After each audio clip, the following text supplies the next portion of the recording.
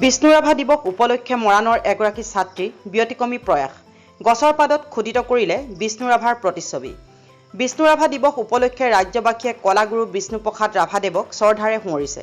ৰাজ্যৰ বিভিন্ন প্ৰান্তত ৰাভা দিৱস পালন কৰাৰ সমান্তৰালভাৱে মৰাণৰ এগৰাকী ছাত্ৰীয়ে গছৰ পাদত বিষ্ণু ৰাভাৰ প্ৰতিচ্ছবি খোদিত কৰি শ্ৰদ্ধা জনালে মহান শিল্পীগৰাকীক। মৰাণ আহোম গাঁৱৰ দুলুমণি গগৈ নামৰ ছাত্ৰীগৰাকীয়ে এইদৰে প্ৰায় 2 মিনিটৰ ভিতৰতে গছৰ পাতত খোদিত কৰিছে বিষ্ণু ৰাভাক। পিতৃ দুলাল গগৈ আৰু মাতৃ কীৰ্তিদীপা গগৈৰ কন্যা দুলুমণিয়ে বিষ্ণু ৰাভাৰ উপৰিও মহাত্মা গান্ধী, ভূপেন হাজৰিকাৰ লগতে গীত কবিতাও গছৰ পাদত খোদিত কৰি অন্য এক প্ৰতিভাৰ পৰিচয় দিছে।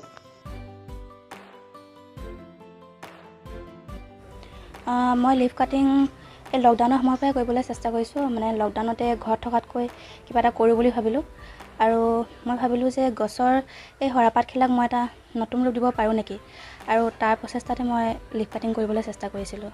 আৰু আজি কলাগুৰু বিষ্ণুপ্ৰসাদ ৰাভাক শ্ৰদ্ধা জনাই মই লিফ কাটিংটো কৰিছিলোঁ। ইয়াৰ বাহিৰে মই গল্প লিখোঁ, গল্প, অনুগল্প, কবিতা লিখোঁ আৰু লগতে মাজে মাজে কেতিয়াবা গানো গাওঁ। আজি মন্দিৰৰ দুৱাৰ খোলা,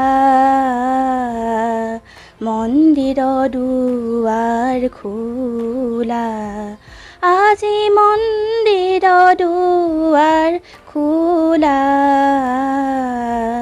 মন্দিৰৰ দুৱাৰ খোলা, বহে মিলন উৎসৱ মেলা, বহে মিলন উৎসৱ মেলা, মন্দিৰৰ দুৱাৰ খোলা, আজি মন্দিৰৰ দুৱাৰ খোলা,